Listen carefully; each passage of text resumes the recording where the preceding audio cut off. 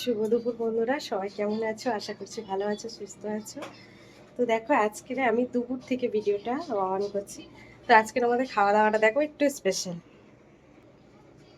যে পান্তা রয়েছে, এখানে আলু ভাতে আছে, আর এটা কিন্তু বাসাতার জল, আর এই আলু ভাজা কালকে রাতে করে রেখেছি, কারণ আজকের আমাদের এখানে পুজো আছে। তো আজকের আমরা ঘরে রান্না বান্না করবো না।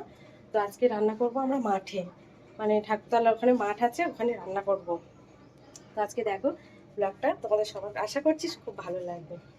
তো এই যে সবার ভাত বেড়ে নিয়েছি।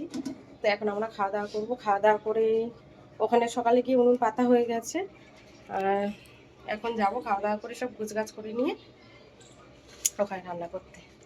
তো চলো খাওয়া দাওয়াটা করে নিই। তো এই যে মাঠ দেখছো, এখানেই আমরা রান্না করব।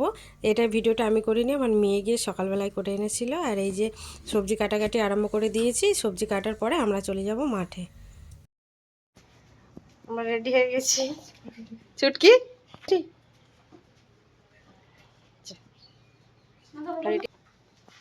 তো চলো এবার আমরা বেরিয়ে যাবো, দেরি হয়ে গেছে।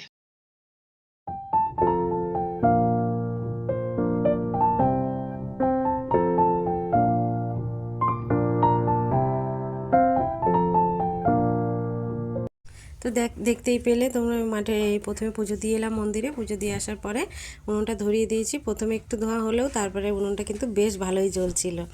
এই দিয়ে দেখো পেছন দিয়ে কারা যাচ্ছে।